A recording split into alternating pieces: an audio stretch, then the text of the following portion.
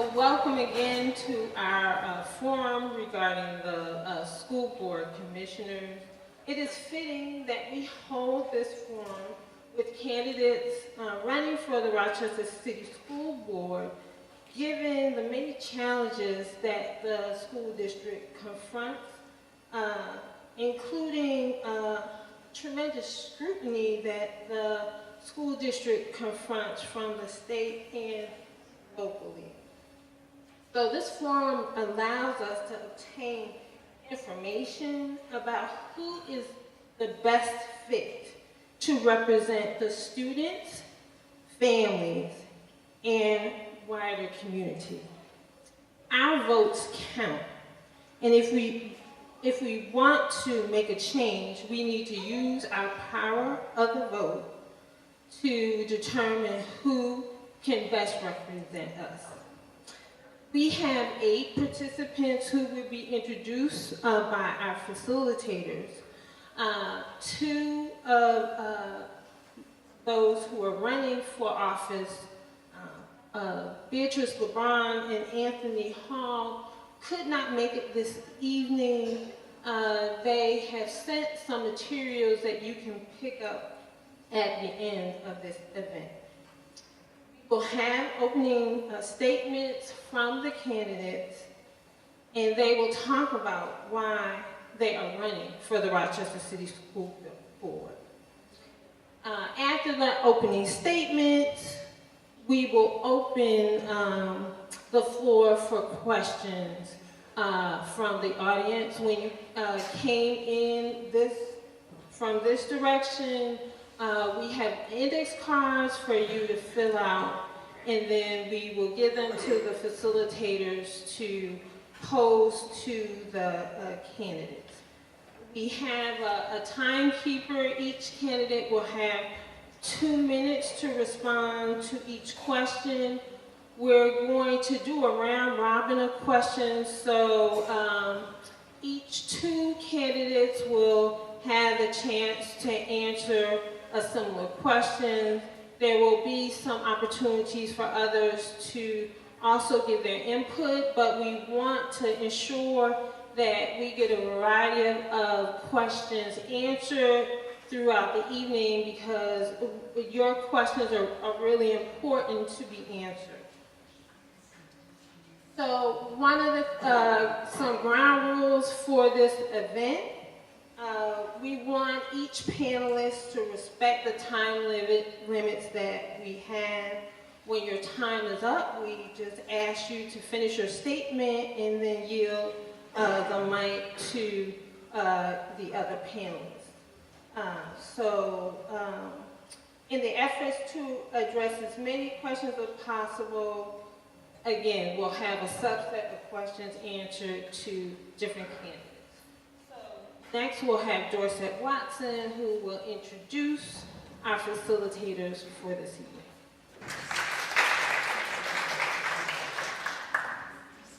Our 2 facilitators this evening will be Melanie Johnson and Casey Jones. Melanie is a proud Chicago native.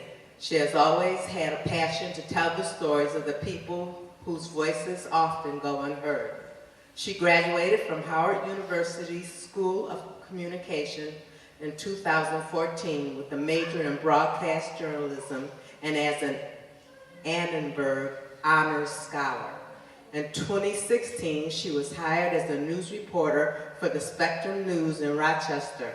In 2017, she joined 103.9 WDKX Radio as a multimedia journalist and videographer to highlight positive news stories in our community. Melody is now a reporter for CNY Central in Syracuse, New York. Our other facilitator is Casey Jones. Casey Jones has had more than 5 years experience as a journalist. She has reported on a wide range of topics, from political races to school shootings. Through it all, she has enjoyed sharing the stories with viewers, helping them develop compassion and empathy. Her career brought her to the award-winning News 10 NBC team in December of 2016. Casey spent most of her early years in Richmond, Virginia, then moved to Port St. Lucie, Florida. In high school, she graduated from Florida A&M University with a Bachelor of Science in Broadcast Journalism. Casey is passionate about education, and she believes it is the great equalizer. She knows education for the poverty and mass incarceration problems we face in America. You can see Casey on News 10 NBC at 11 and on weekends at 6 and 11. It's definitely an honor for me to be here because we all know the state of the Rochester City School District, so it's glad to see all of the faces out here. This is one of the first and only times that we have to interact with the candidates prior to the June 25th primary election. We know there's 4 seats open, and the people up here might be replacing some of the seats that are already filled on the school board. So let's get started. We can start with our bios from our candidates. The first candidate I will be introducing is Ricardo Adams. Ricardo Adams is currently employed by the Center for Youth and is resilient with youth in public education as an advocate. So Andrea Bryant, she's a member of the steering committee for MAMA, the Movement for Anti-Racist Ministry in Action. Judith Davis has been an ordained minister over the last 20 years. She has worked alongside disadvantaged youth, victims of domestic violence, and families and friends of murdered victims. Reverend Davis will work with the board of colleagues and stakeholders, especially grandparents, parents, and caregivers, to help educate and mobilize community members around educational issues so we can take a collective action for change. Howard Eagle. Eagle is an adjunct professor in the Department of African American Studies at the State University of New York at Brockport. He taught social studies in the city school districts for 23 years. He retired in 2010. He earned an associate's degree from Monroe Community College, and he earned a bachelor's degree from Brockport. Clifford Florence. Clifford Florence is an associate minister of the Central Church of Christ. Robert Hoggard, am I saying that correctly? Hoggard. Robert Hoggard is an advocate, mentor, and educator. He's taught at 2 district schools, Leadership Academy for Young Men and Vanguard High School. He's also been a counselor at Cayuga College, and he explores how Rochester can ensure every student in the city school district graduates career or college ready. Amy Malloy. Amy Malloy came to Rochester from the West Coast 25 years ago to attend the University of Rochester, where she earned an undergraduate degree in both political science and French. With 20 years of teaching experience, Amy is a social studies teacher at a National Blue Ribbon Award school in Brighton. Both she and her educator husband chose to live and raise their 4 children in the city, who all attend RCSD schools. And last but not least, we have Willa Powell. She was first elected to the Board of Education in 1997. She served a 4-year term, and after an 18-month hiatus, she was appointed to a vacancy on the board, and then she was elected to that seat in 2003, re-elected in 2007, 2011, and 2015. She and her husband have 3 daughters. She attended the School of Arts, and she earned a Bachelor's of Arts at RIT. And she has a current student at School of the Arts as well. So right now, we are going to start off with the introductory statements. Each candidate will have 2 minutes to tell you why they are running for the Rochester City School District School Board. Hello? Hey, we hear you. So my name is Ricardo Adams, and obviously I come up short when it comes to electronics. I couldn't get this going.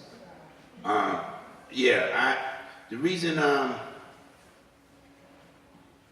feel like I should be getting one of these seats is because, one, I believe in the Rochester City School District. I do.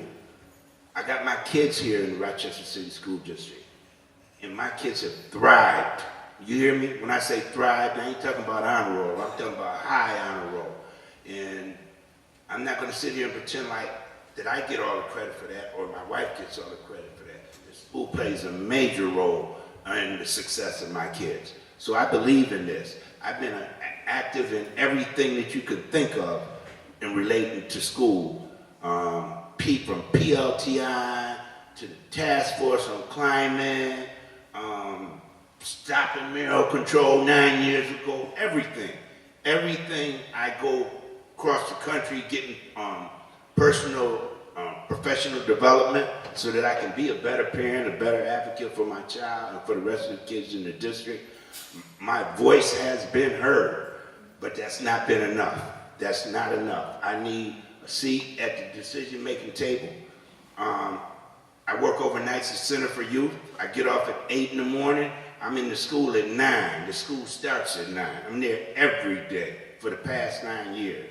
I don't stay the whole day. I stay only about 4 hours to about noon, making a difference, making connections with other parents, with other staff, teachers, students. I've gotten their endorsement from the students and the parents. I've got that.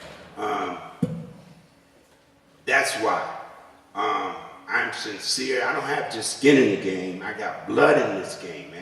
Thank you for your response, Mr. Adams. We're going to move on to... I didn't see the thing. I'm yeah, sorry. Andrea Bryant, please. I'll wait at 30 seconds. Hold it when you're done. Okay? Good evening, everybody. My name is Andrea Bryant. I am a mother of 4 graduates from the Rochester City School District and now currently a grandmother of 2 children in the Rochester City School District. And I am running for school board because I believe there's a need for drastic change. Obviously, there is a lot that's been going wrong in the city school district. I know I've dealt with the district for about 27 years now with my children and grandchildren. And I believe that what is wrong, the major issue that is wrong with the district is that the parents in the community are not involved. And I believe that that is crucial to turning this thing around. I believe in organizing our parents, our community members, so that we're on an equal level ground when it comes to decision making, when it comes to how the district is run, who runs the district. I am also an activist. I am a part of the coalition, Take It Down Committee, the Faith Community Alliance, and the Movement for Anti-Racist Ministry and Action Coalition. We have been working consistently. Our main focus is dealing with racism in the city school district as it affects our children on a daily basis. And I see the red paper. So I'm going to end this by saying I'm also running on a slate with my 4 colleagues, and I believe that those 4 votes from the 4 people who are like-minded will change this system. Good evening. My name is Reverend Judith Davis, and I am a current board commissioner. I've been a commissioner for the last 4.5 months. You may be wondering, well, why am I running again? I'm finishing the term of a previous commissioner, and their term ends in December, so that's why I have to turn around and run again. My platform that I ran on at the end of last year hasn't changed. If anything, now being in central office, now being behind the dais with the commissioners, more than ever, I believe that we need community organizing for school reform. We really need for grandparents, parents, caregivers, churches, all types of organizations in the community, teachers, students, to come together to demand and to create the will to do what needs to be done in this district in order for our students to succeed. I continue to want to fight for respect, and respect for me, each letter stands for something. I believe that racism is at the root of the problems in the district. So I want a racial equity action plan that we work together on. A part of that plan is bringing about equity in staffing, bringing more teachers of color into the district. I believe that we need special education to be in compliance with the law. I believe that program funding for out-of-school activities needs to be increased. I believe that we need equity in our curriculum, and I want to see common courtesy when grandparents or parents come to central office. And I want to see timely completion of our IEPs. These are the things that I learned about and heard about in the community. These are the things I want to fight for, but I can't do it alone. And I'm running with a slate that I'll work with collectively with the community to make those things happen. Let's work together for respect. Check. Good evening. Good evening. I'm Howard Eagle. I'm a parent first in the Rochester City School District. My son, Howard III, is a senior at East High School. I taught in the Rochester City School District, taught high school social studies for 23 years. I'm currently serving and have served for 19 years as an adjunct professor at the State University of New York. I hold an associate's degree in criminal justice, a bachelor's degree in political science, a master's degree in education, a certificate of advanced studies in educational administration, and I did have an educational administrative certification, but it expired and I just never renewed it because I decided I didn't want to be an administrator. I'm running, as has already been mentioned, as part of a slate, along with my three colleagues, Commissioner Judith Davis, Minister Clifford Florence, and Ms. Andrea Bryant. And as has already been mentioned, when you look at our literature, you will see that the foundation of our platform is community organizing, because we are thoroughly convinced that until and unless we organize a critical mass of parents, students, educators, politicians, anyone else who's serious about bringing about the change and improvement that we've talked about in this community for decades, until we do that, we don't believe it's going to happen. So we think that's critical, and that's the work that we're engaged in already. And when we organize, we know we have to organize around concrete issues, not abstraction. So some of those issues you've already heard: special education. We have to deal with individual, institutional, structural racism, mainly through anti-racist professional development, and we must deal with foundational skills, reading, writing, and math, at or above the grade level all along the way. Thank you. Good evening, everyone. My name is Minister Clifford Florence. I am the Associate Pastor of the Central Church of Christ at 101 South Plymouth. I'm running with a slate that has already been mentioned. The issues that are before us as a community that we come together to organize and collaborate around the issues that deal with special education, with racism, with improving the graduation rate of our students. We believe strongly that we cannot achieve this work unless you join us in this work, because you are just as much as important to the success of all of our children as we are trying to be your representatives. And we would just invite and ask, if given the opportunity to serve you, that we would want you to be with us every step of the way, that this work can be done collaboratively.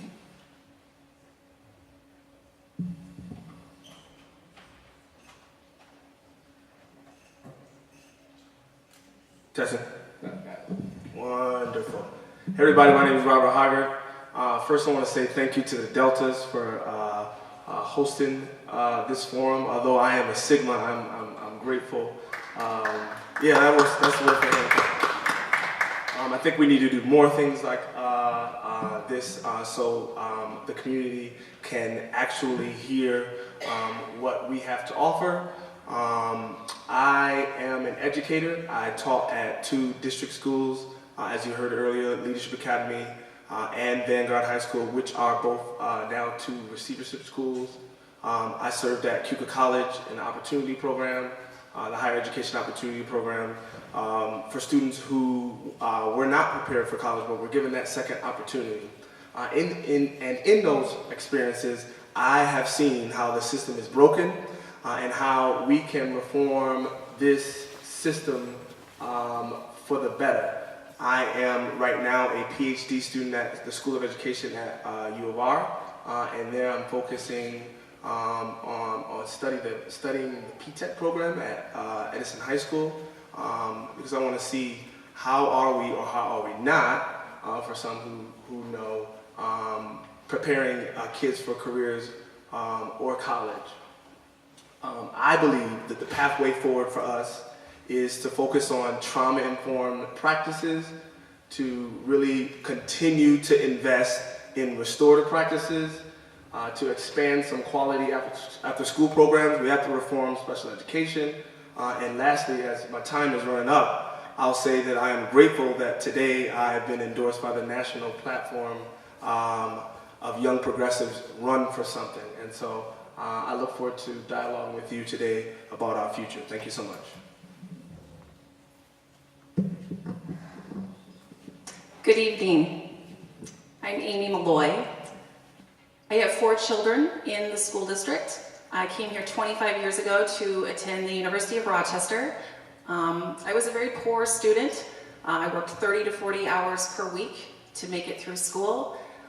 It was very difficult. I took the bus everywhere. But I've always lived in the city of Rochester since arriving here 25 years ago. And I knew that when I eventually had children, I wanted to raise them here in the city and have them go to city schools. Over the last 25 years, I've watched this steady decline in our school district in terms of quality, but also in terms of engagement, and I've seen poverty on the rise. As someone who's experienced poverty, I know the effects of generational poverty on families. And the key to getting out of generational poverty is by providing students with access to social capital in terms of internships, community programs. I'm so happy to see what's happening at School 17. I'm very happy to see what's going on at East High School with those very important community partnerships. And in my own teaching career, I teach history, 9th and 10th grade world history. I teach in the Brighton Central School District now. I started my career here in the city school district as a student teacher at East High School. But now I'm in Brighton, and I have been committed to student activism, to empowering families to speak up against authority, and to self-advocate. But I truly believe that if we can provide social capital experiences to our students in terms of like internships, that is the way out of generational poverty. I hope to inspire kids, and the same way that I do in my classroom every day. My 4 kids attend World of Inquiry, and I love the city school district and committed to change. Thank you.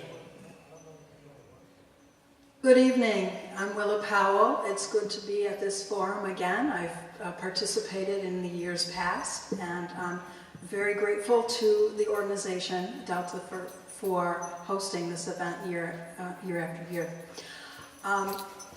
I've been on the school board a long time, came up through what I call the mommy track, participated in district parent council, PTA, district parent council.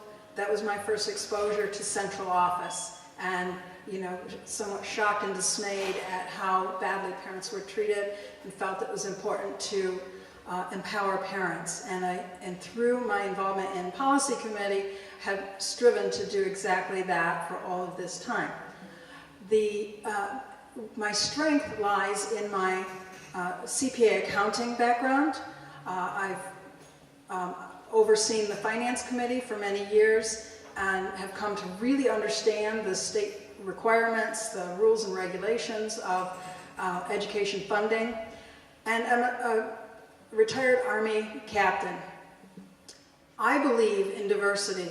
I believe the power of diversity extends also to include different skill sets. And when the board itself is diverse, both in background and in the skills that they bring, we have the capacity to move mountains.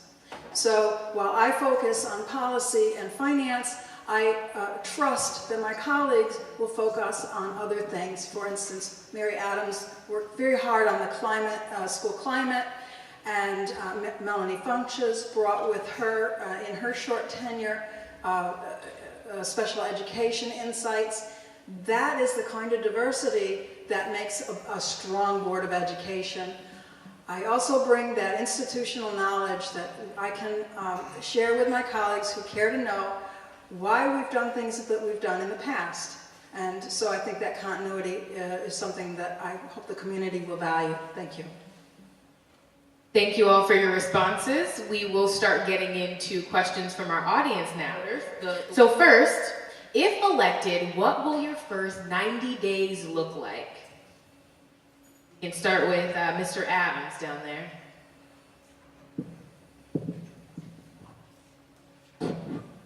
Well, for me,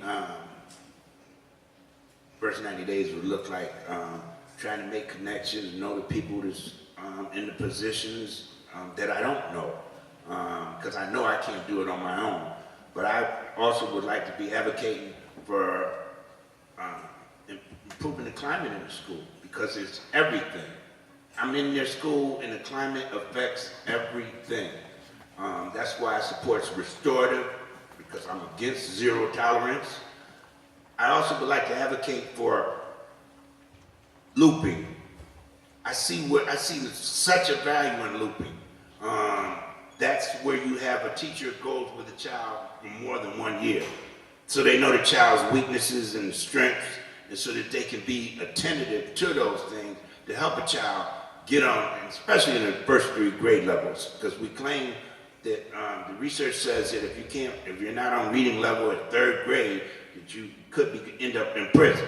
So we need to do all that we can do to keep kids on reading level. Man, we should be all hands on deck.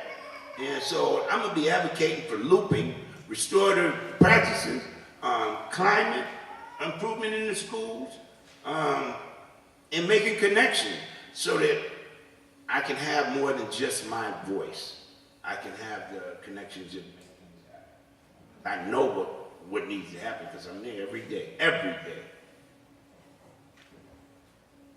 My focus will be on enhancing the real racial advocacy, or racial equity advocacy leadership program that has been made policy recently. The board has voted and had policy, and it focuses on racism in the city school district.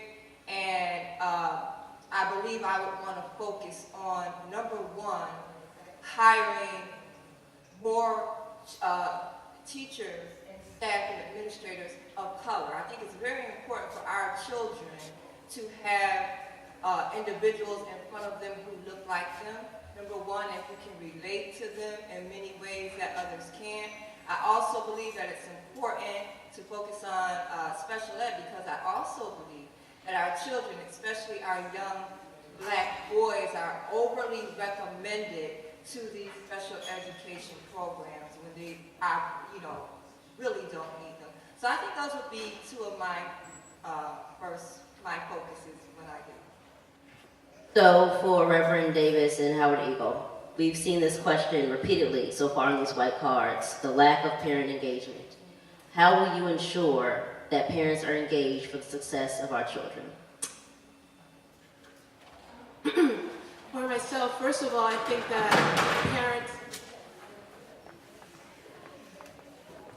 parents need to see a leadership that is integrous. One of the things that happened recently in the community is we saw how a commissioner attacked a parent verbally in a school board meeting. I called for the censure of that commissioner. I called for the board to take a statement, take a stand, and share that that's not the way that we should be treating parents in meetings or treating parents at all. But the board did not come together to make that statement. And I thought that was a missed opportunity to show that there is an integrous leadership that has backbone and is courageous. The second piece is that we need to go to where the parents are. We have to go knock on doors. We have to go to grandma's house. We have to go to TT's house. We have to go where people are and to the venues that they go to, and be willing to sit down with 2, 3, 4 persons at a time and begin to share and inform them what's going on in the district and what it is that we need from parents. One thing that I heard this week in a school that I was in is that looking for parents or looking for community partners who would assist parents with getting their children to school. There's children who are 1, 2, 3 elementary children who are not getting to school. They're chronically absent. And is there a way for the community to wrap around families and provide the services and the help that they need to help to get their kids to school? So again, I would start with going out into the community. I would start with knocking on doors. And I would hope that I would work with board colleagues such as those I'm running with and show a leadership that will take a stand for families and communities. So I have to reiterate what Commissioner Davis just said, because I said we have a common platform, so you shouldn't be hearing anything fundamentally different. That makes all the sense, and I'm going to re-emphasize it in a minute, but something I didn't mention when I introduced myself is I've been a community activist in this community for 40 years, 40 consecutive years. And most of the work that I've been engaged in centered around education and anti-racism.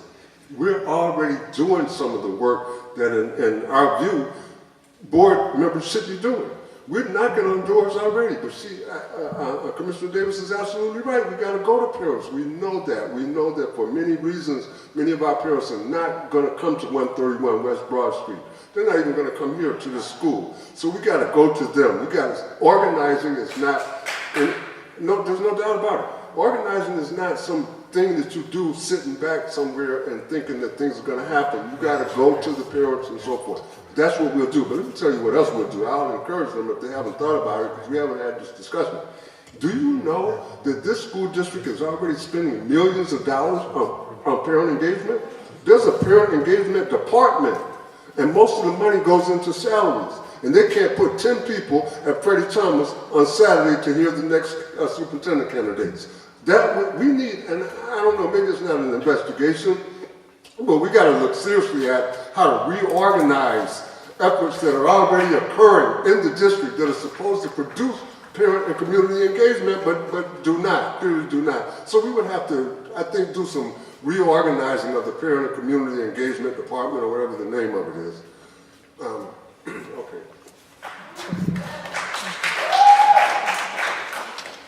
All right, thank you for that. So I do want to ask the next two candidates. This board, this current school board, has been described as, the leadership there has been described as dysfunctional, ineffective. Considering that, what would you bring to the table to change that? First and foremost, I would ask that you would consider the slate very strongly, because we've been a team that's been working together for the last 3 or 4 years, and we know that change is needed, and you have seen it for yourself. So what we would want to do is we would want to demonstrate that there is a team leadership that would be coming to serve this community to make changes collaboratively with you. And certainly we do not need to emphasize any more than what we have been able to see, that this present board is not able to work together to get the people's business done. And so if you would listen very attentively to my colleagues who are running together, we believe with your support that we can get the job done together. All right. So a question on dysfunction. I think we really have to be honest here. There has been dysfunction because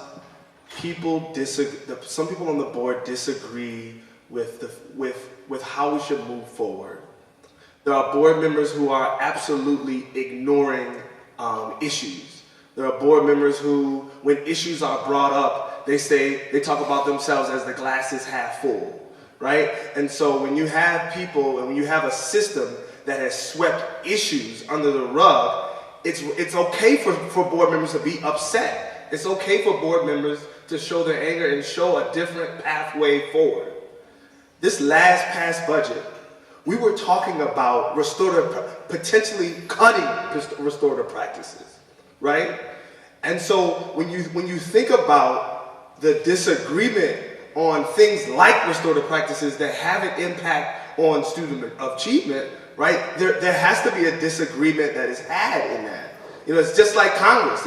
If there are Congress members who disagree, they ought to show us what they feel and what they think is the pathway forward.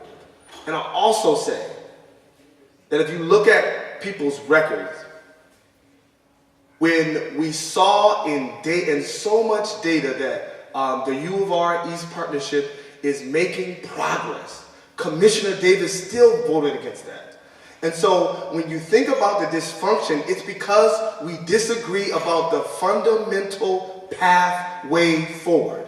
What's the pathway forward? The pathway forward is investing in restorative practices. The pathway forward is more social workers and less cops. The pathway forward is investing in the wraparound services to impact what happens outside of schools.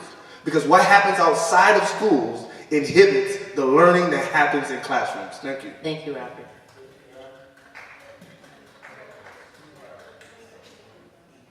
Go ahead, Mr. Eagle. There's just one thing I want to say quick about dysfunction. We need to pay very close attention.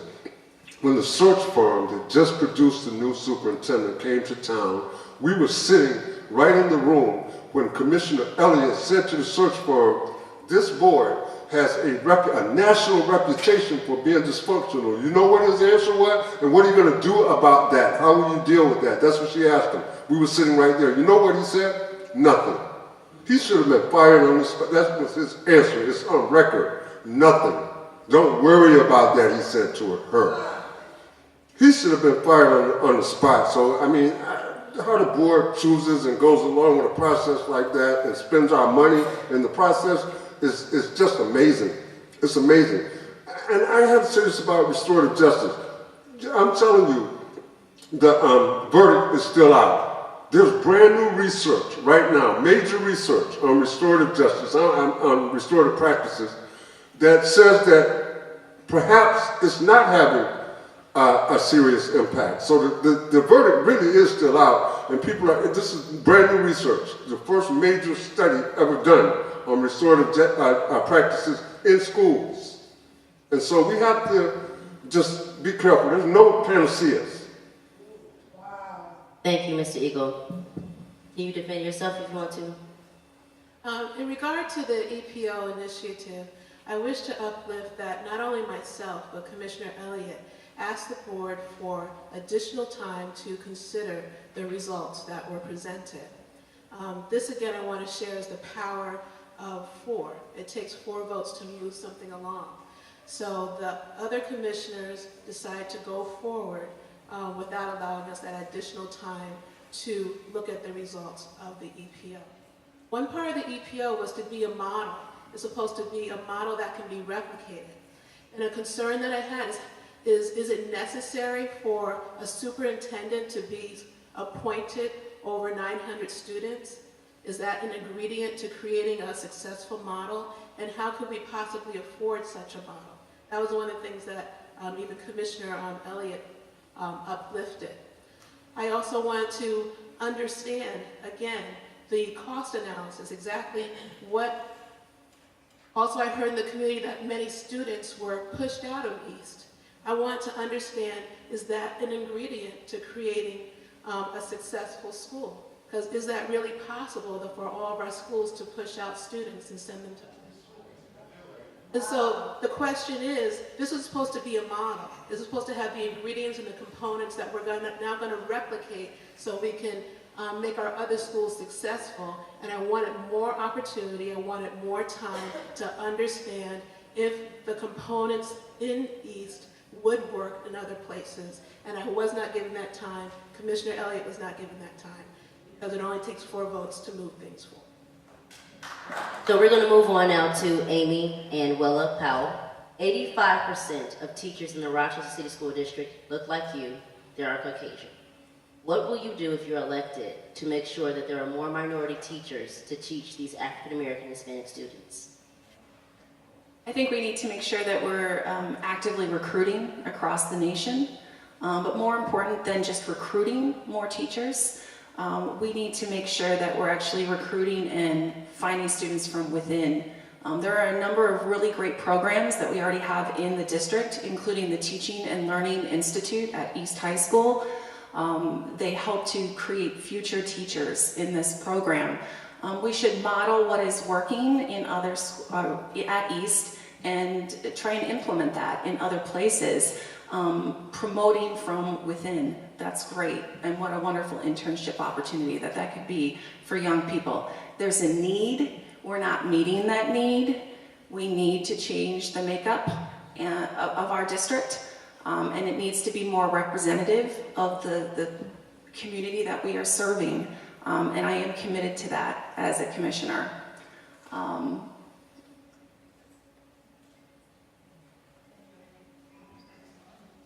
you hear me? Okay.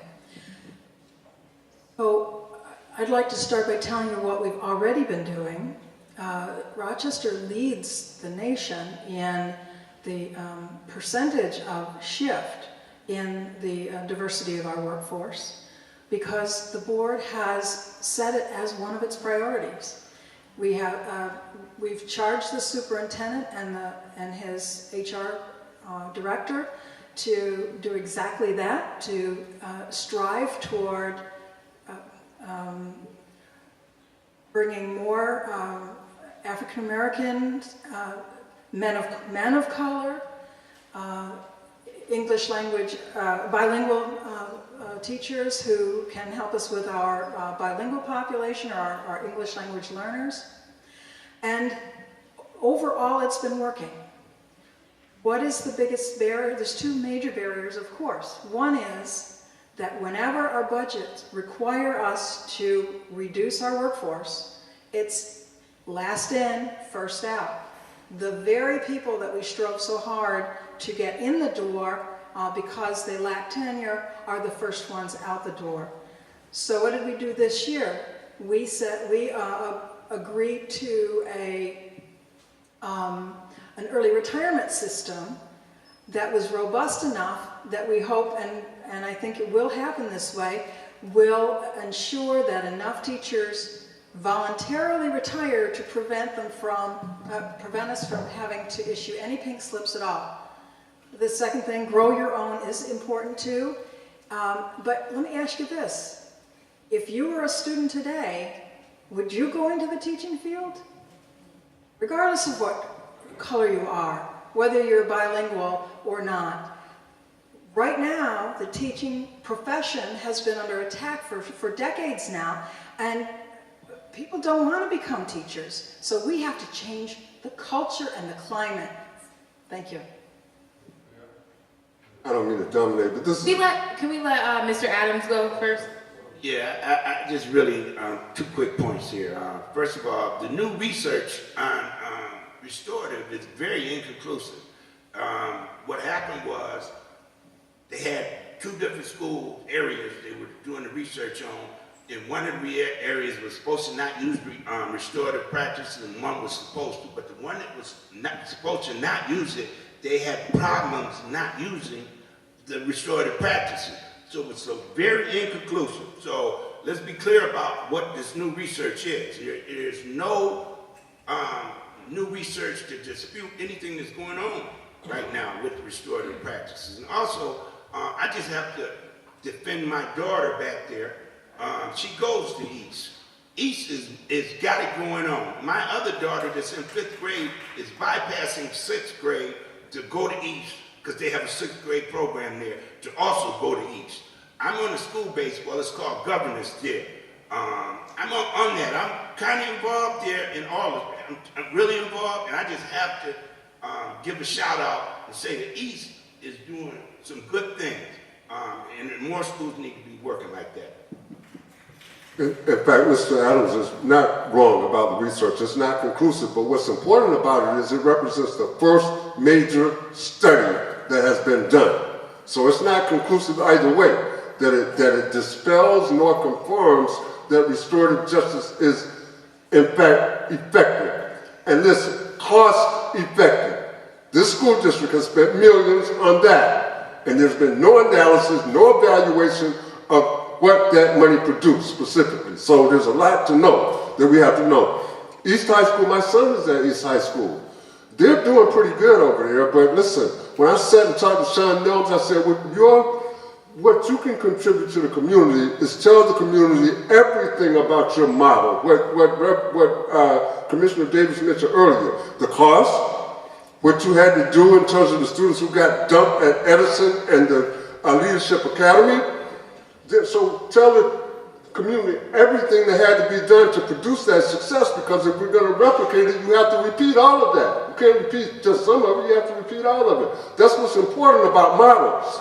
So that, but listen, in terms of the 85-85 rule, they call it 85% of the children of color, or higher now, and 85% of the educators white, the teachers white, that's old, that's decades old. There is no progress being made.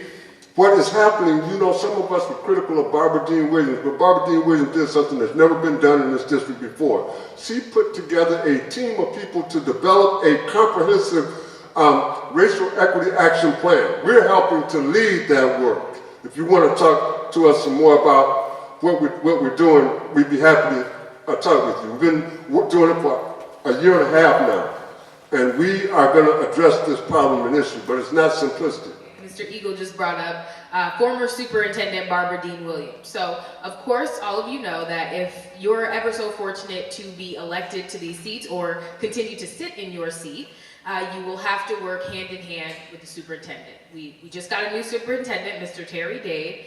Talk to me a little bit about your perspective on management versus governance as a school board member, especially when it relates to interaction with the superintendent.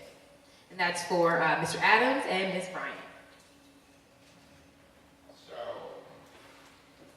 So, when you start talking about management, that's almost like promoting the term micromanaging, and that automatically is negative. I'm not getting on the board trying to micromanage no daily routines or none of that. That's what they have a superintendent for. He's to delegate and all that. But if somebody puts some information in front of me or give me a stack of paperwork to read like this an hour before a meeting, yeah, I got to question that. We got to regroup. I need to read this. I'm just not going for the okie-doke.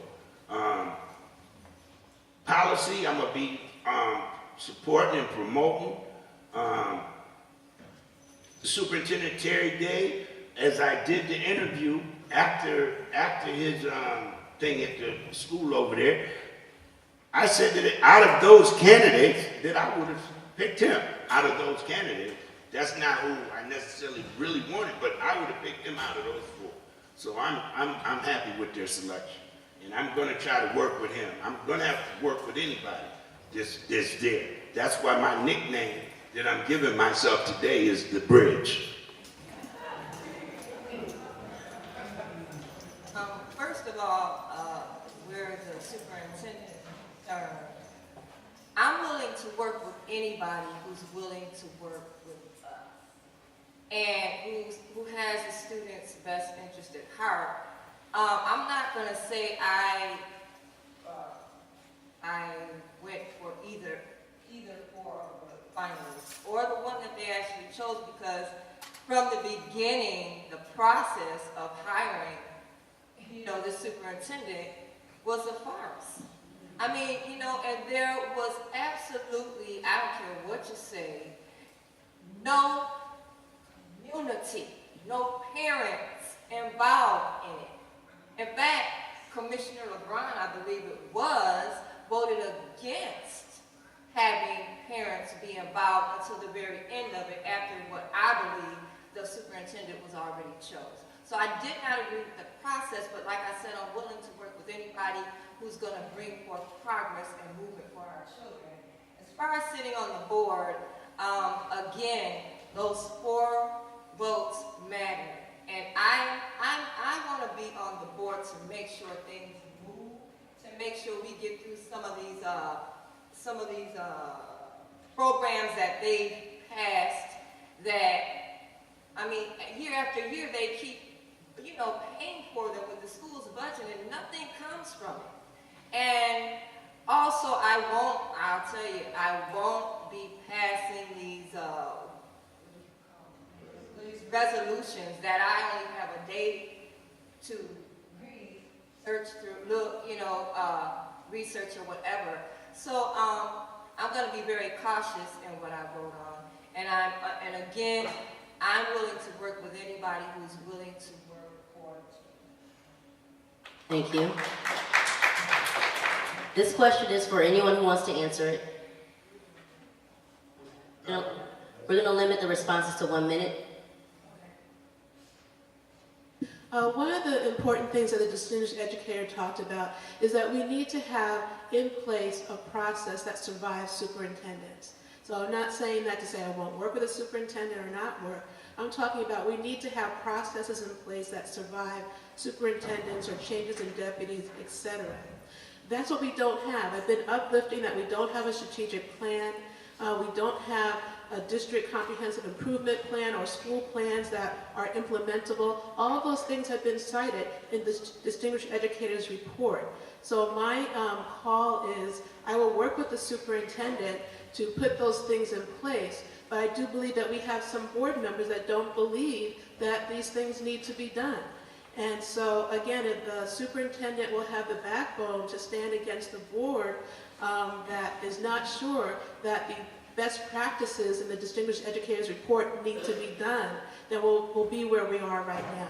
So again, if the superintendent's going to have the backbone to stand against the board and put in place the best practices, I'll be there. Thank you. So if someone who's running for the board will tell you that they're not going to work with the person who's been chosen as superintendent, hopefully you won't vote for them. It's not like we have a choice, right? You just hired somebody $250,000 a year for 3 years, almost $1 million over 3 years, and you're not going to work with them? So we don't have a choice. But the process is a whole different thing. In the beginning of the process, the superintendent search process, Van White put forth a proposal that would have involved parents in the community. Ms. LeBron has mentioned, I know she's not here, she developed a counter proposal. And that's the one that the majority of the board voted for, and that's why people were not involved in the process.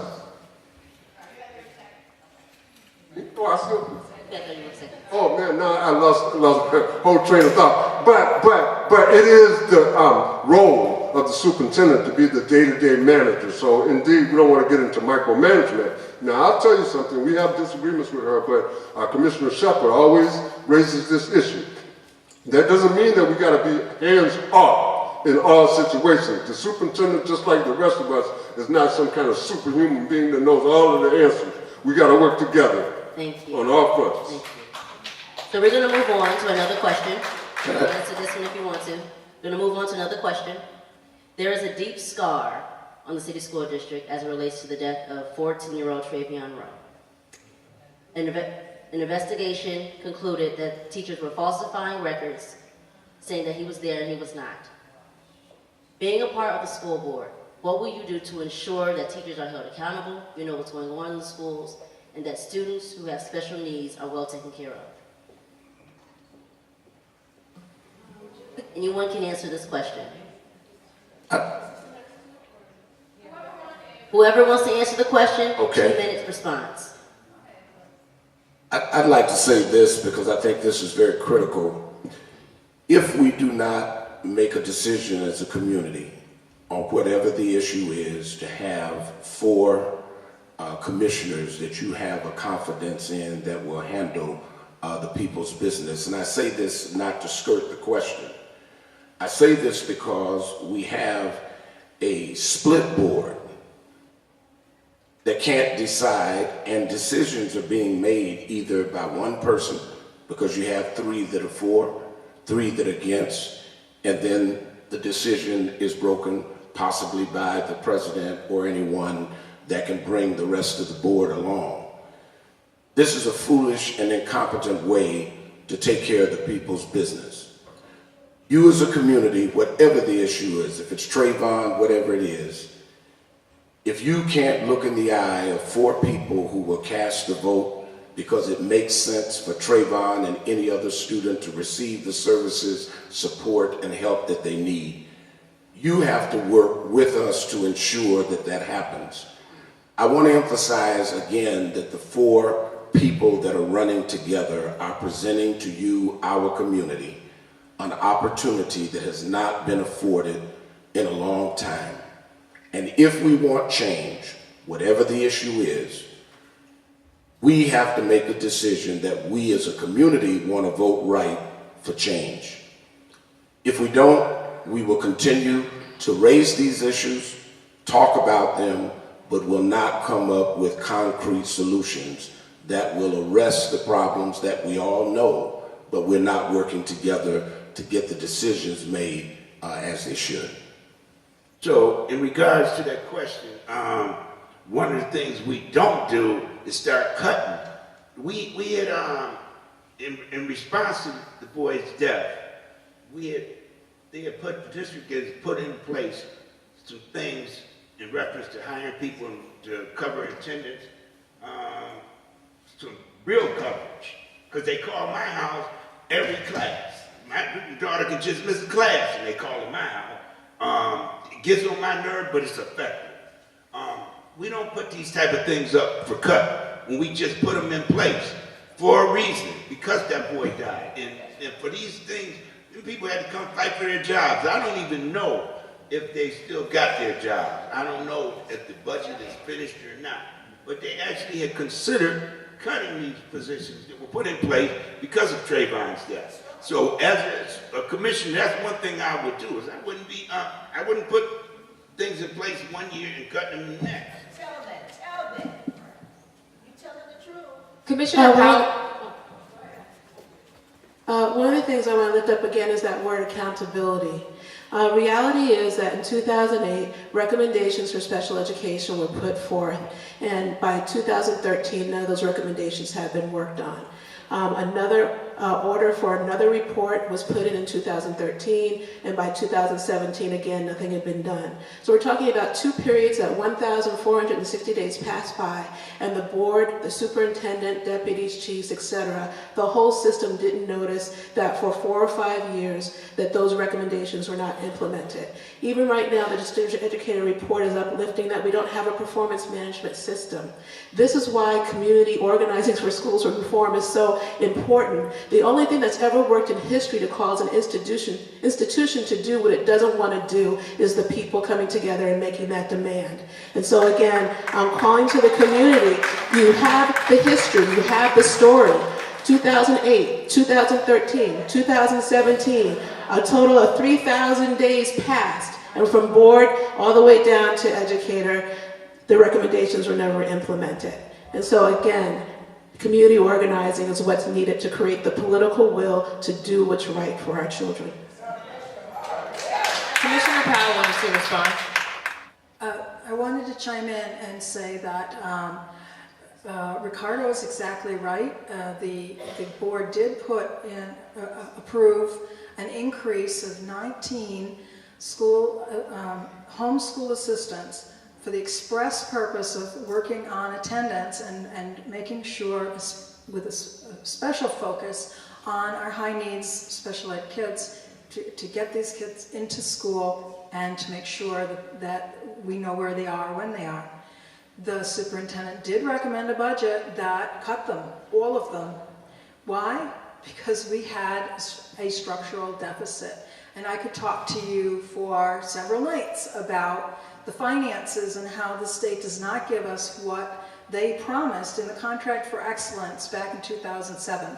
And you know what we could do if we had the money. We could have an East High EPO success rate in every high school if we could give those kinds of resources to every high school. We could have every elementary school as successful as School 17 if we had the resources to do that.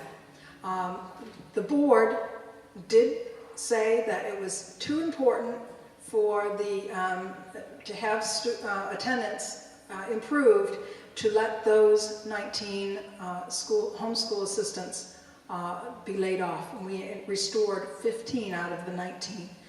I just want to make that point of clarification. And the Empire Justice, we are under a consent decree now on special ed needs. I will tell you, it has been 3,000 some odd days since the first special ed report, but it's not like we sat on our hands. We had several superintendents between then and now, all of whom presented us with plans and promises. Some of them were implemented and then reversed. So we have to rely on our superintendent to do what the superintendent says he or she is going to do.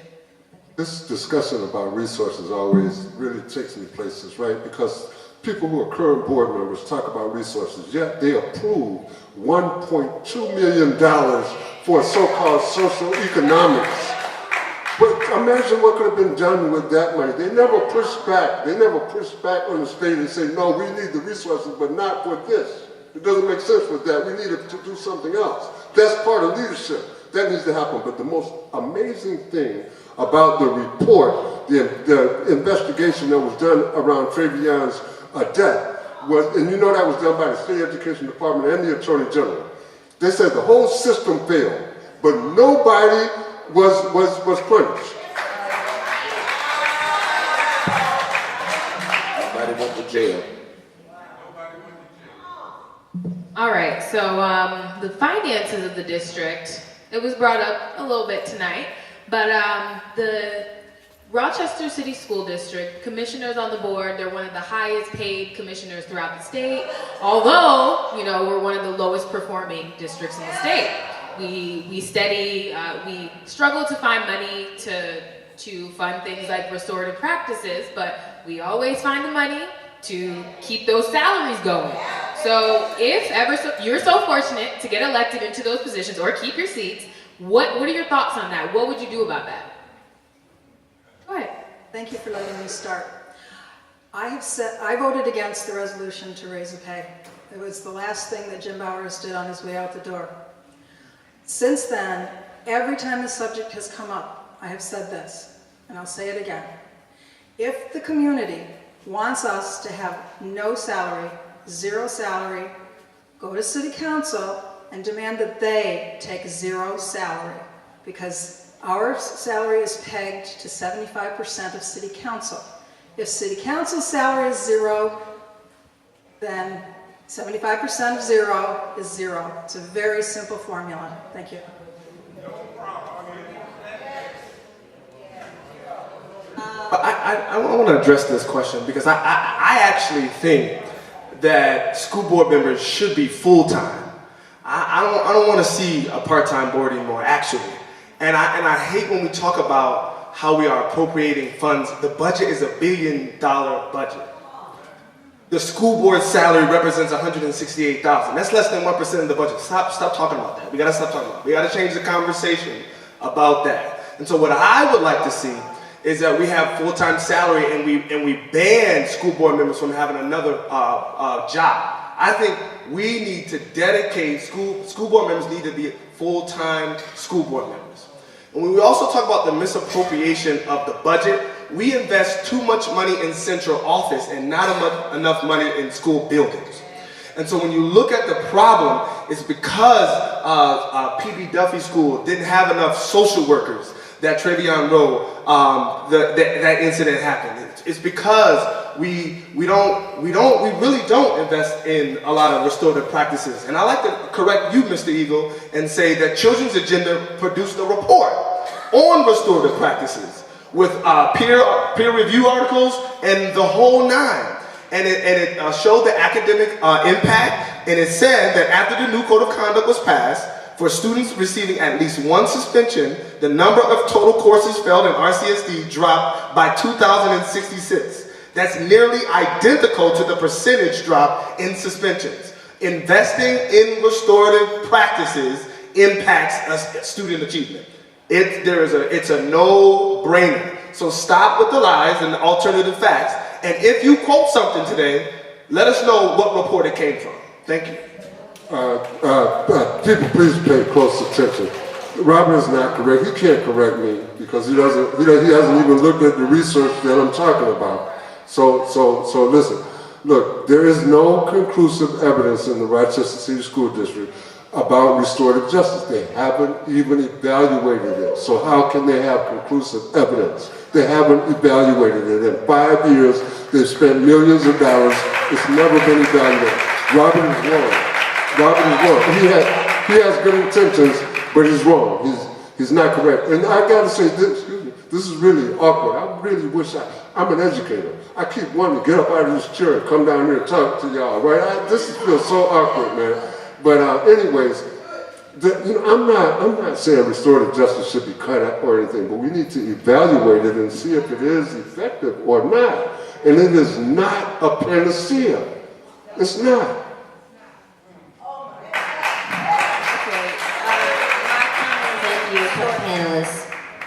So again, reiterate that. I'm sorry. Okay, 1 minute. Okay, it's short and sweet. Somebody mentioned about, Mr. Hogan, I believe, said that school board members shouldn't have a second job. I totally disagree. I don't even understand why he said. But regardless of how much we're being paid or not being paid, I'm going to do the work anyway. I would take the seat with no pay because I'm doing it now. So I don't look at, that doesn't really faze me. And as far as, not being able to have a second job, some people need to have a second job. So banning it just doesn't make sense. So I just really want to say really quickly, forget about the research or the non-research. What I know in my community who zero tolerance impacts. Zero tolerance impacts them kids that look like me. And that's what restorative is, the opposite of zero tolerance. I don't need no research to tell me that. Zero tolerance is no good. It impacts only kids that look like me and my kids. So I don't need no research to tell me about whether restorative works or not. There ain't nothing that's absolute. As soon as somebody finds something that's the absolute cure for this district, then I will try to be your manager because you will be the next billionaire. Thank you for that response. Again, Rochester is the lowest performing school district in the entire state. A distinguished educator was hired to give his report, and he asked that the RCSD has a total reset of the system. Do you agree, and where would you start? For anyone? Yeah. Listen, so we paid Dr. Aquino $200,000. We will have by the end of his contract. If you read his report, the report says it begins like this. There's nothing new in this. We've known this forever. However, the way in which it's organized, I've never seen it really organized that way. There are 11 areas that he investigated and made 84 recommendations. It absolutely is, for the most part, a blueprint in terms of a strategic plan. Yet, this board and these six-figure salary people in central office, whoever said that, Robert is right about that, can't seem, he's already put the framework of the plan in place. And they still can't seem to develop it. It's the right direction. It absolutely is. And let me tell you something that I don't know if the newspaper got it right or not. We have to be careful. But I read in the newspaper yesterday where Mr. Dade is already talking about his own 5-year strategic plan. And that should be an alarm. If we just paid somebody $200,000 to develop a plan and we think it's accurate, why do we now need another one? That's the same stuff we've been doing. So Mr. Dave should be saying that he's going to come here and help them develop apparently, and then implement the plan that Dr. Aquino has framed. That's important. So the Distinguished Educator Report is in the right direction. It's not new, but the way in which it's organized, and I've seen a lot of these reports, I've never seen one organized in the way that that one is organized. Also, I'd like to mention that it was our coalition when Dr. Aquino came to town to make sure that he met with the community as he rolled out this program. We met over at Fight Village. We invited the community to come to speak with him because the state commissioner and others, again, tried to isolate the community from this process. And it was because the 4 that are now running for the board, we demanded that from the commissioner as well as Dr. Aquino, before you roll out any report, you must meet with the community. They came to the Central Church of Christ after coming to Fight Village to open up the process, to get ideas, and some of your comments were in that report because the requirement for him to do his work was demanded by the 4 that want to have a chance to serve you as commissioners. And I want to say again, that process was corrupted, just like the process of choosing the superintendent, because these people come into our community telling us nothing new, but then they try to ostracize the very people who need to lead the charge.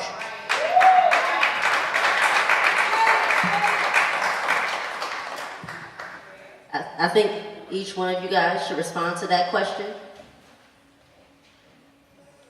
Actually, Stanford University would argue that we have one of the worst school districts in the country, not just in the state, in the country.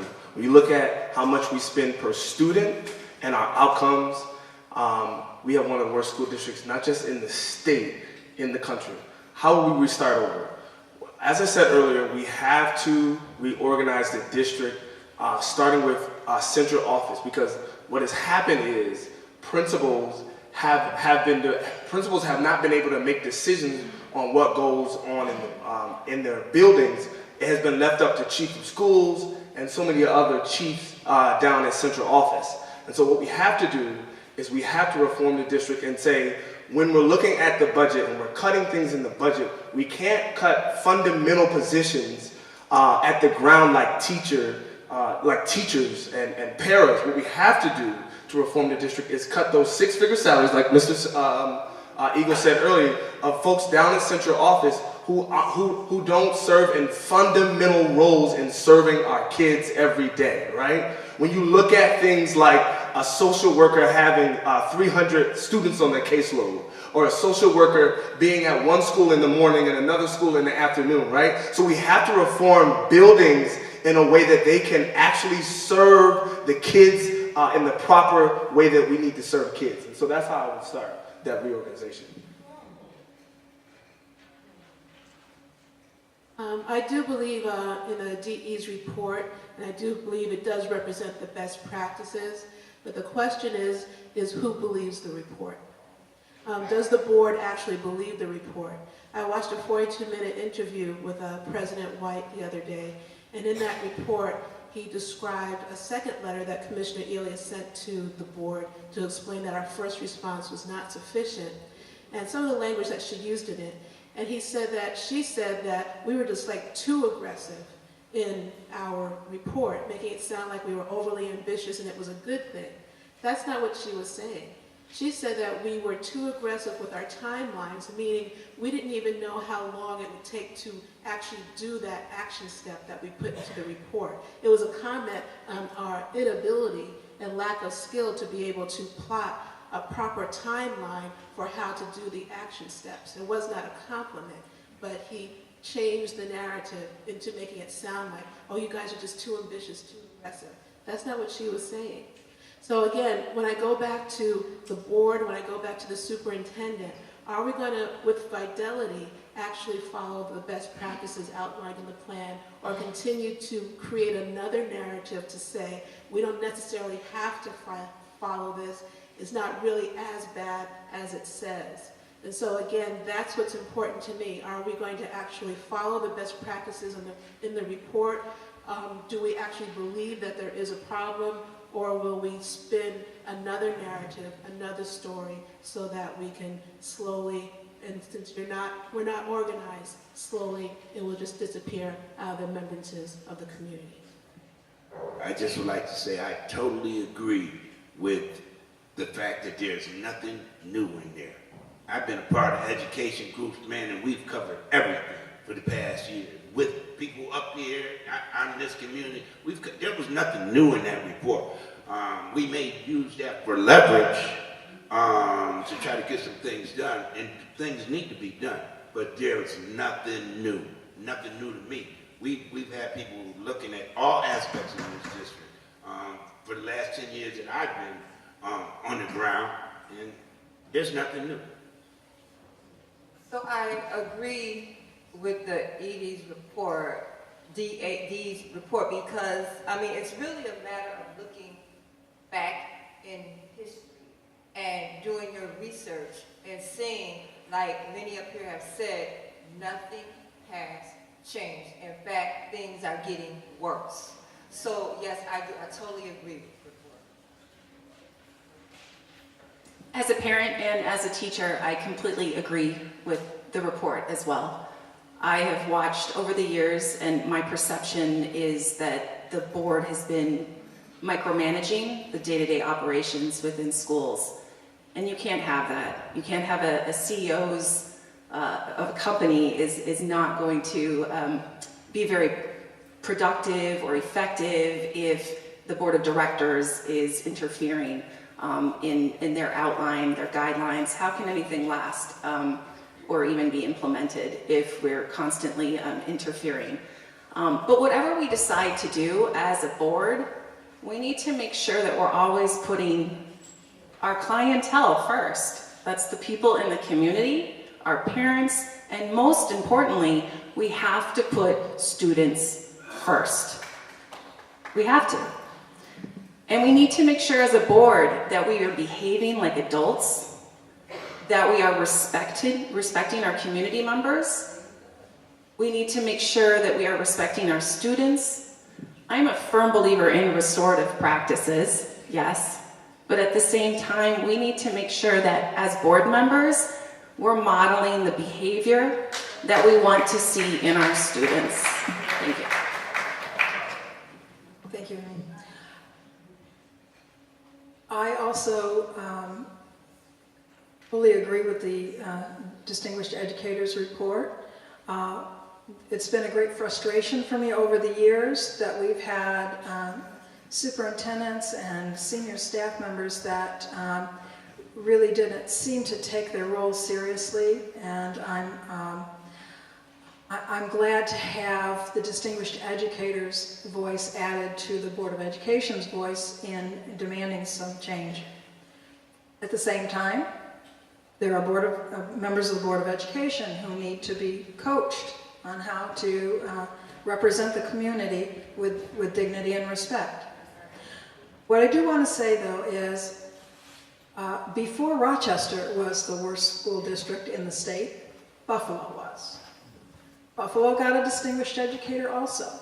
Their Distinguished Educators report was quite different from ours, and I think as I look at it, I see basically it's a stylistic difference. So the fact that Buffalo has gone through their Distinguished Educator process and their scores in all of the measurables are fractionally above ours, okay? Hundredths of a percentage point.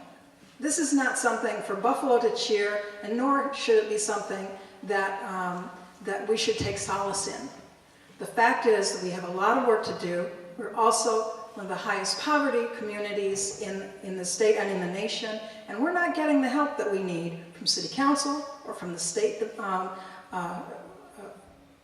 from state budget and so on and so forth. So I do embrace the report. There's a lot of value to it. There are also some political elements that are actually going to get in the way of us being successful in implementing it, though. Thank you.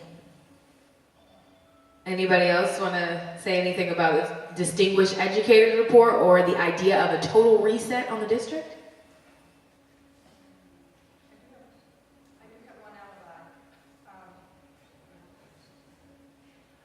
Our interim superintendent, Dan Longard, was the superintendent in Utica and in Syracuse before coming to us. He was a distinguished educator himself and representing some of our, giving coaching and help in some of our schools. And he also says there's nothing in that report that is any different than any other major urban area has to cope with. The real question is that in Rochester, our failings and our flaws are so much more visible than other school districts, and we cannot sweep it under the rug. We cannot ignore it. And again, that's why I welcome the Distinguished Educator Report as a means of organizing people to move in the direction of improvement. Thank you. With all due respect, it's becoming more and more difficult to sit here and listen to rhetoric, and I hope that you're listening very closely, because if there's nothing new in it, and we've had report after report, and you've sat on the school board for 20 years and nothing has changed, what does that tell you? Yeah, you can respond.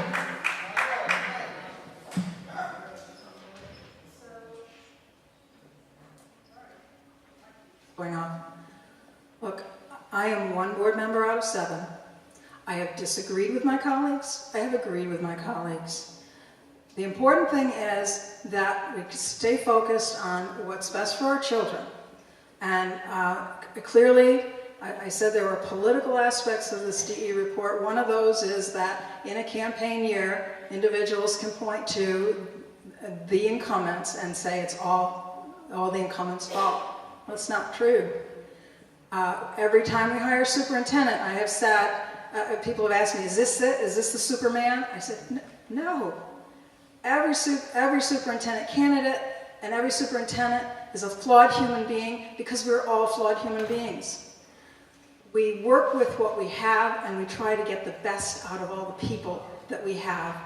And sometimes we need the help of outsiders. You know, I was in the Army for 21 and a half years, and when an inspector came in to into my company, usually the joke line was usually, I'm from the government and I'm here to help. Well, sometimes it's actually true. Sometimes they are actually looking to give us the help, and it's up to us to embrace that. Thank you. This is not about blaming incumbents, ladies and gentlemen. It's not about that. Listen at the response. I've agreed with my colleagues, I've disagreed with my colleagues. That's like saying I've been wishy-washy.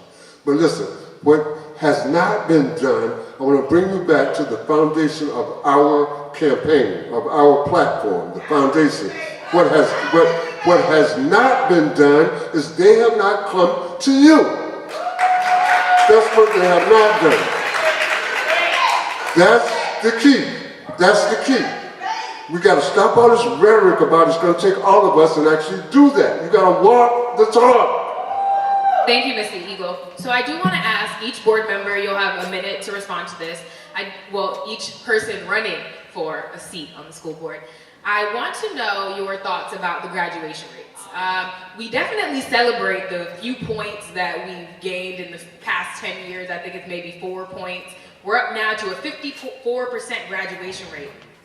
That number does not include the number of students that go on to be college and career ready. So while we're celebrating that small gain, we are still not really getting to the nitty gritty of what matters to the community. So what are your thoughts on that, and what would you do to improve the abysmal graduation rate? Just want to go, I hate to keep grabbing the microphone, but listen, listen. If you talk about the real graduation rate, that is the number and percentage of our children who are competent to either enter into the job market and not at McDonald's or go on to higher education, it's much less than 50%. I think about Dr. William Calla every time this question is raised. When he served as interim superintendent of the Rochester City School District, he talked about research that he did that showed at that time that the graduation rate in the Rochester City School District had hovered around 50% for 4 decades.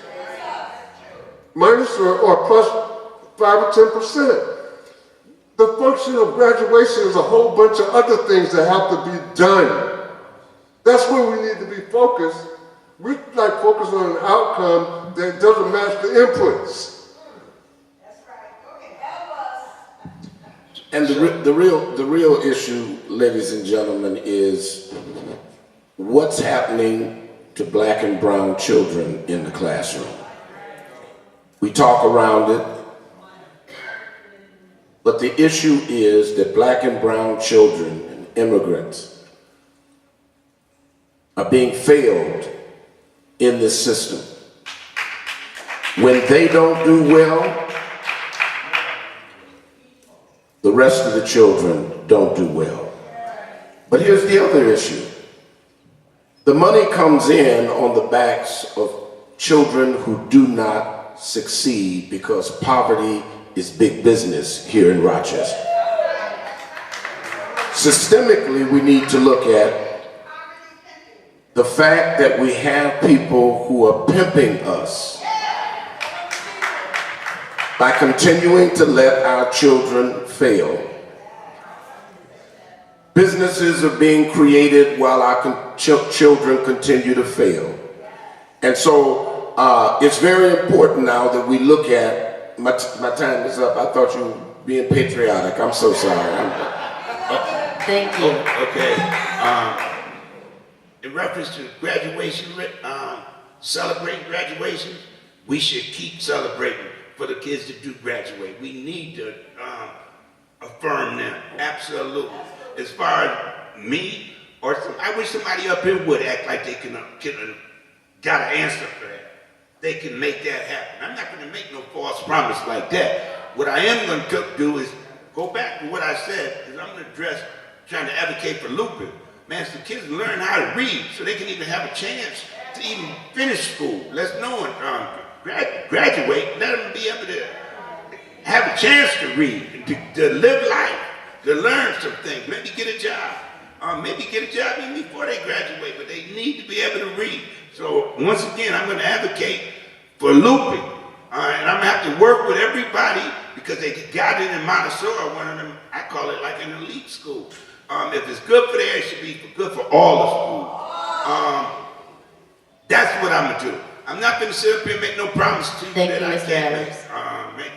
Maybe I don't need to be elected if I don't do that. I'm not going to sell no dream, but I'm going to put every bit of my blood, sweat, and tears trying to unify and be supportive in this school district where I got my kids. I got one that's only in 5th grade. Thank you, Mr. Adams. As a teacher, I am fully committed to having all of our students reading at grade level by 3rd grade. We need to invest in early childhood education. We need to ensure that we are working very closely with community partners to make sure that the basic social and emotional needs are being met for our students.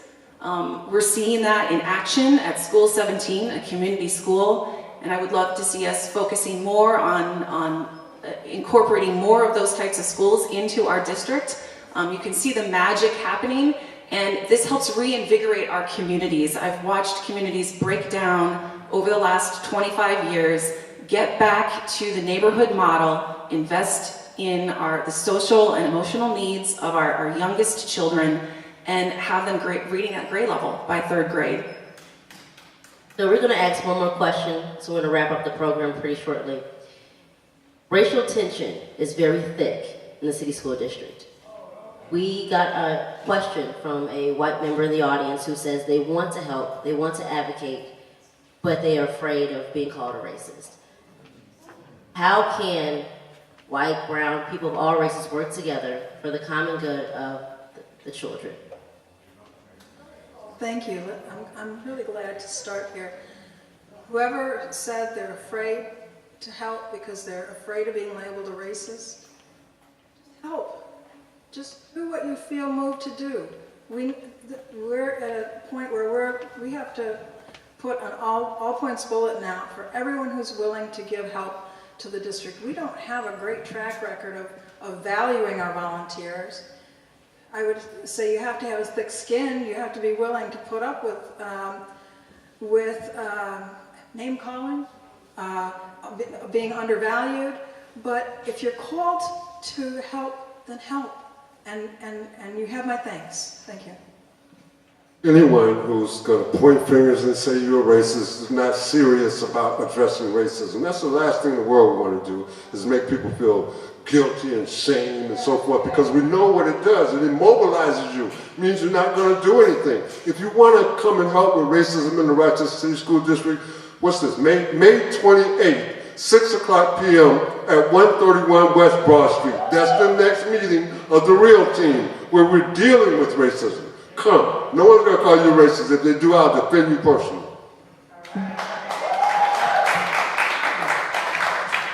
I think a simple answer to that is to make sure that you're educating yourself and being, if you are a white person, being the best anti-racist ally that you can be. It's all about educating yourself, understanding the history in our country. I'm a history teacher. I teach 9th and 10th grade global. But we need to understand the very unique history in the US, and we need to make sure that we're modeling that in our teaching to our students, and creating a culturally relevant and appropriate environment within our own classrooms that identifies with and supports individual culture. Thanks. All right, there's certainly been some lying here, because there have been many white people in this community who I have talked to who are afraid to get involved because Mr. Eagle has called them racist before. And so we need to really deal with that, because for the last 4 decades you've been calling white people racist. And so we have to really deal with how we interact with people. And it's not just about calling people a racist, but what are we doing to dismantle racism? And what are we doing to build bridges rather than throwing people away and saying that they can't help and saying that they can't do anything for us? And so I've heard this at the doors, and this is not, it's not a secret. It's not something that you can hide from. And I know it's election time, and this is your 7th time running for school board, but you have, in the past 4 decades, called white people racist. And I will continue to call them racist when they display that behavior. But I haven't called anybody a racist at the real table. So context is important, Mr. Harger. And don't ask what are we doing to impact racism. Ask what are you doing. We got a record. We got a record. We have a record. Listen, the last time I was in this auditorium, every major media outlet in town was here. That's because our organization at the time did something that had never been done in the history of this city. We brought all the major media together to examine the institutional role of major media in perpetuating racism. We did that. I've been working against racism all those 40 years that you're talking about. Thank you, Mr. Eagle. Anyone else want to answer that question? I'd like to.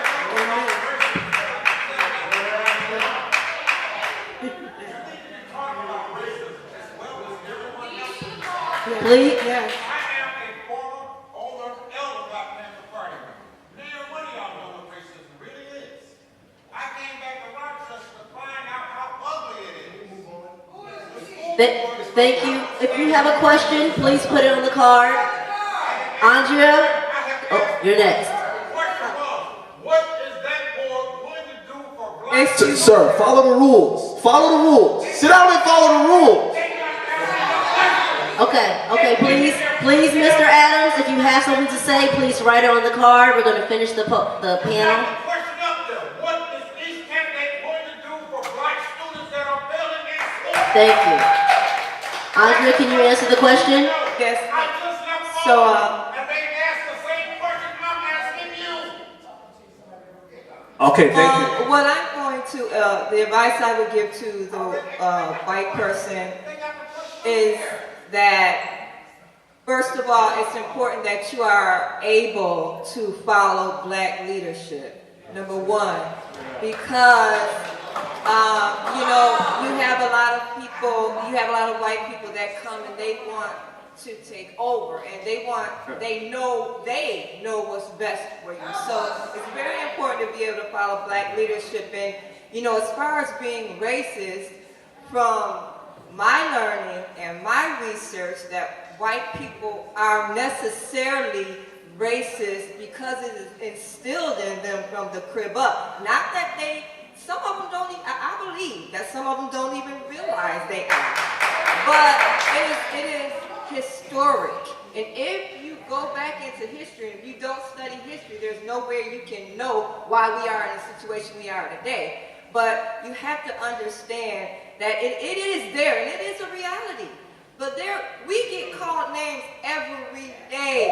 You could not possibly be as uncomfortable as we are out here having to fight for what it should be our Thank you, Andrea. Thank you. Anyone else would like to answer that question?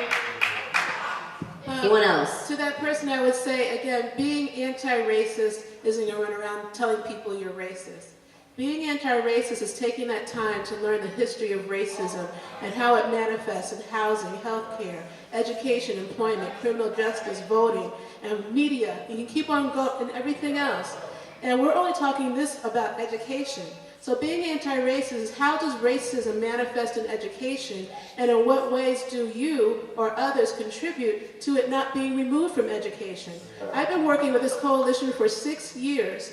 And for 6 years, we've been trying to bring forth anti-racist professional development for all educators and persons who work with our children. And the union is stuck at the word R. We're stuck at the word R, stuck at that letter. And we tried to explain exactly what I just shared. So white persons in an RTA union, you have the power to make anti-racist professional development happen or not happen. And in 6 years, it has not happened. So that's something that could be done. You know, also, we've got a couple of things going on. Number one, where is the connection that we make with the racism that's going on in Pittsburgh right now? We have children that are black and brown out in that district.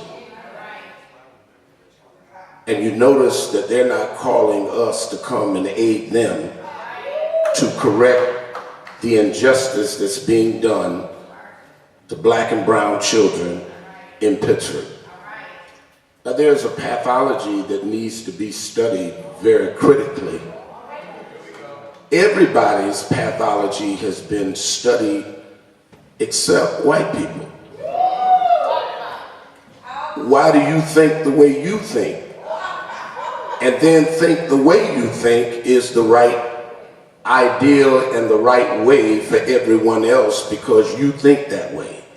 So there are some other things that need to be explored when you talk about racism, because there's a pathology that is very evasive on your part that makes it difficult for you not only to follow black leadership, but be told that it's important that if you want to learn the history, you also have to know that the history demands that if change is going to be made, there's some changes that you're going to have to follow black leadership. So we are going to re-ask the question from Asa Adams. He's a former Black Panther member. He wants to know, what will you guys do to help the education of our black and brown children? Willa, you can start. So I just really need to say. Willa's going to start. We're going to go right down the line.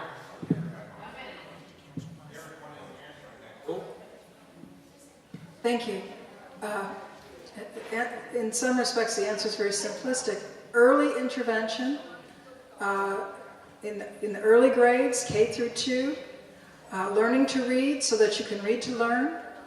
When we put our energy into getting kids across the graduation line in the 12th grade, we've waited too long.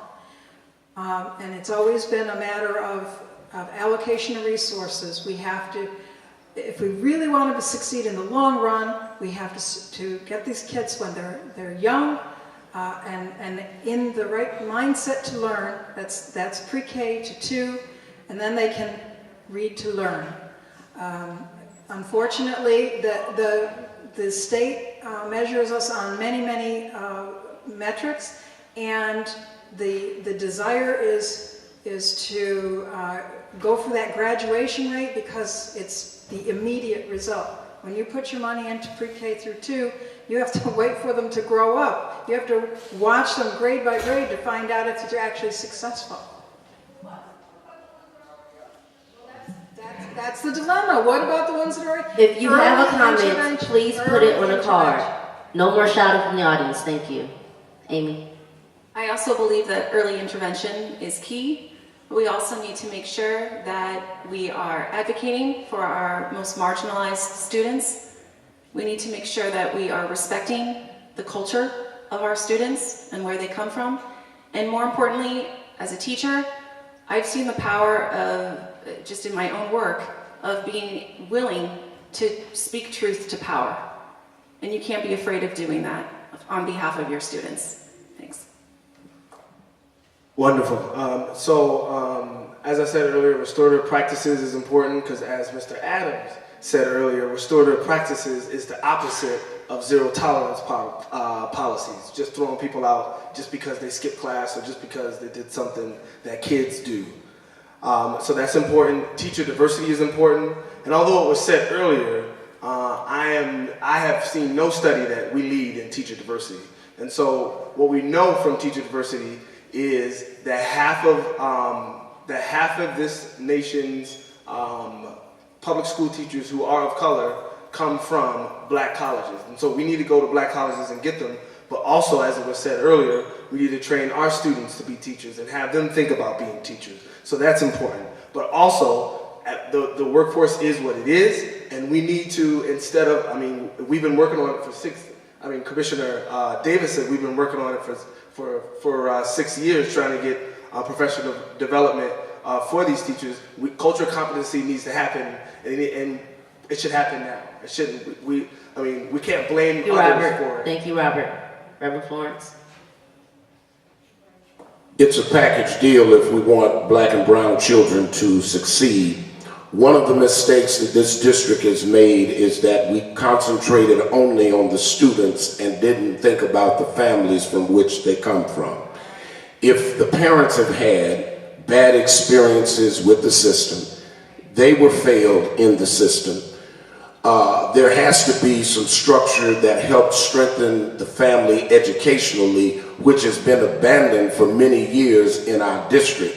And certainly we can make excuses for the county, the city, but we're handling a $1 billion budget. And we are not supporting the families in our district where our children come from to give not only the excellence when they're sent to school, but there also has to be educational foundation from the homes from which they come, which means more education for the families to be able to assist their children in their learning experience. Brother Asa, the first comment was that this is simplistic in a way. There's nothing simplistic about this, and you know it. So people talk about early intervention, yeah, that needs to happen, but we need to talk specifics of what that means. And then I heard somebody ask, as soon as that comment was made, what about the upper level of the system? What do? Just give up on them? The ones who've already gone through the system. And then what do? Give up on them? So there's nothing simple about it. And I keep hearing this stuff about restorative practices. Look, the vast majority, you don't believe me, go ask Adam Urbanski. The vast majority of white teachers in the Rochester City School District do not participate in restorative justice. They do not. They don't. That's a fact. Now listen, Asa, you already know the answer. We got to build a movement. If you want to help, we're doing that. We're trying to do it. You want to help us? Come to Fight Village, 186 Ward Street, every Thursday evening. That's where we would be this evening if we weren't here. Come to Central Church of Christ, 101 South Plymouth Avenue, the first Saturday of every month. And let's do it. So let's get down to this, roll up our sleeves and do the work and stop all this rhetoric. Thank you, Mr. Eagle.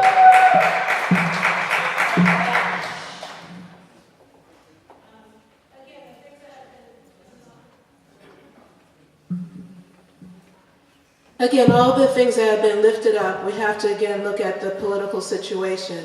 I sat at a table with RTA, and the president of RTA sanctioned or allowed for anti-racist education or implicit bias for new hires. That has been done when we were calling for all educators to receive that kind of education.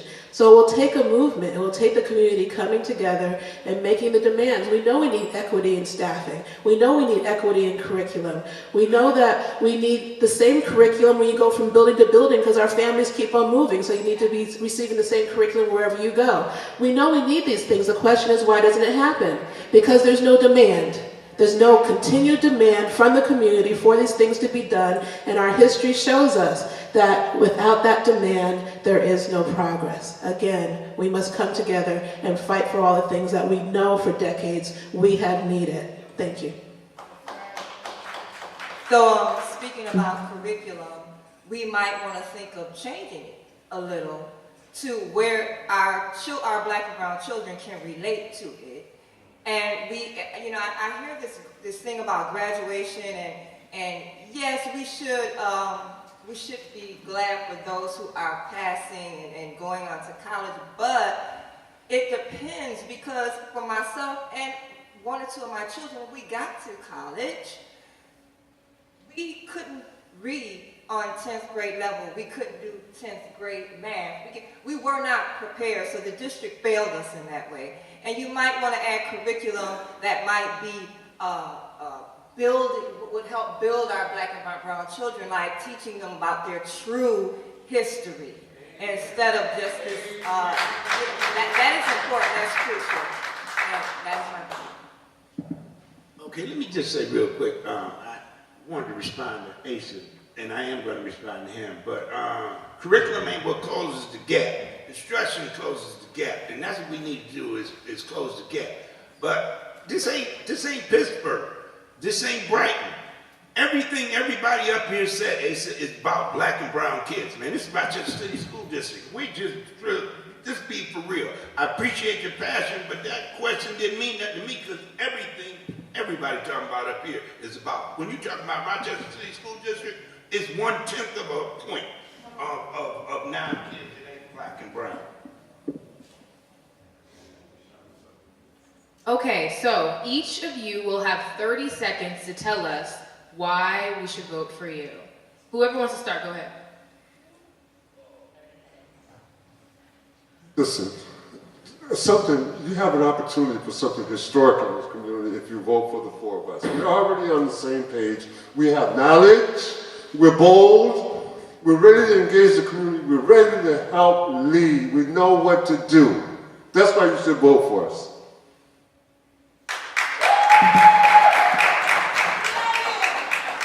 So for me, you're not gonna get the unexpected. You know what you're getting with me. I've been there, been out here, I'm here still. You know what you're getting. That's why you should vote for me. I believe that you should vote for the slate because, again, we're all like-minded, and we have what I like to call the intestinal fortitude to stand up to the powers that be.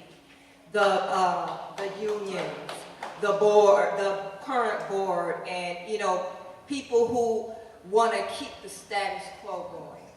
So I believe that you should vote for this slate because we're ready.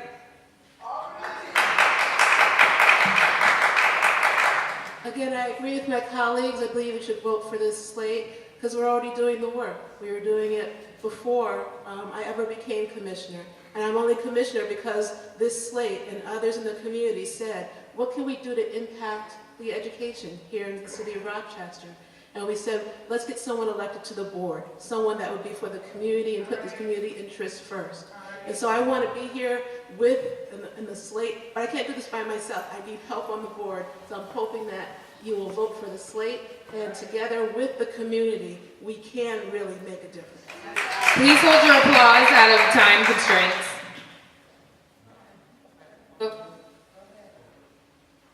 I want to encourage you to vote for the slate because you're voting for real change.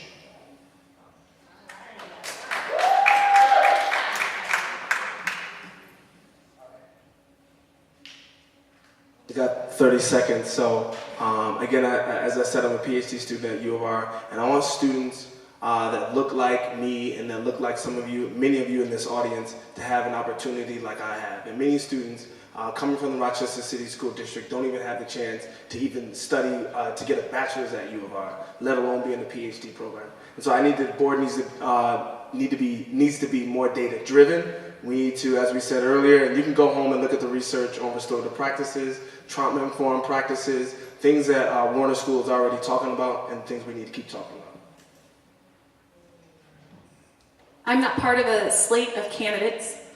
I'm an individual, but at the same time, I recognize the value of working closely with my peers on the board. I'm collaborative, and I recognize that we need someone who is professional. And if there are arguments on the board, they're going to happen, but they should happen behind closed doors, not out in public. And we need to make sure that we restore the integrity of this body. Thank you. On that note, I would say that I've listened very intently to everyone up here, and I have found value in coming from every one of my colleagues on this panel. I have appreciated all board members past, Mary Adams, Melanie Funches, Liz Hallmark, who's leaving the board, Malik Evans, Jose Cruz. I have served under many different combinations and permutations of board members, and the common link here is that I've been collaborative with every one of them. Thank you.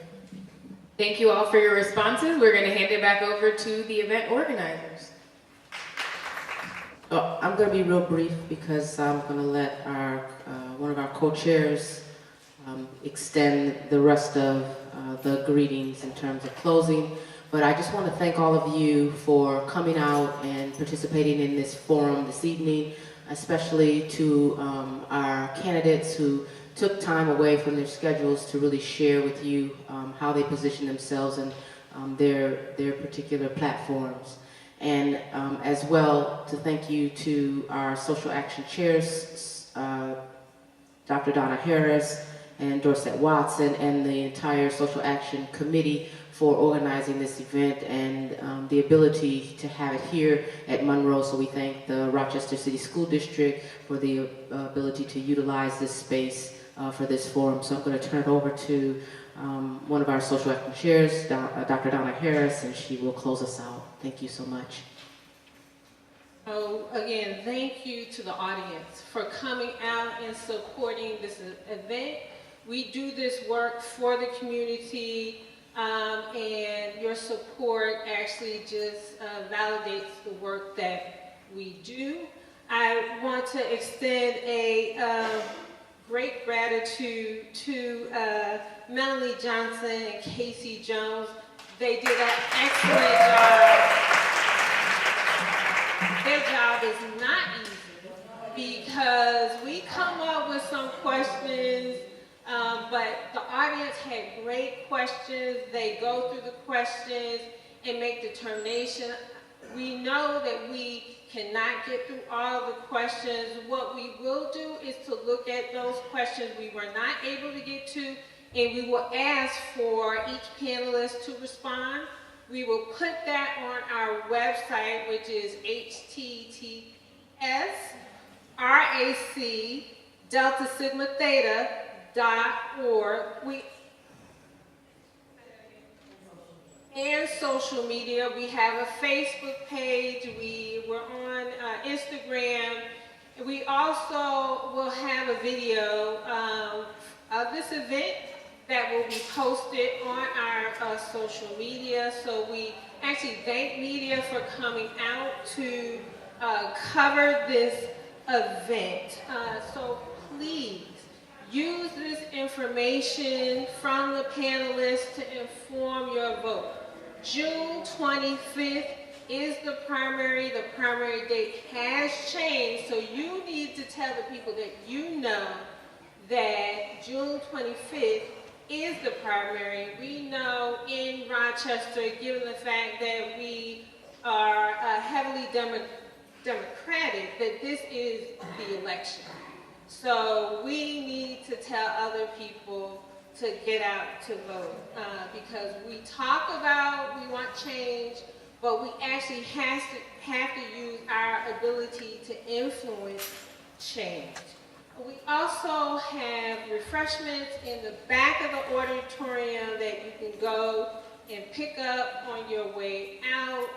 The candidates will be here to speak to you individually. And so again, I just want to close and thank you for coming out to our event. Please complete our evaluation form. We use that to help us do better events to serve community needs. So with that, thank you so much and have a great day.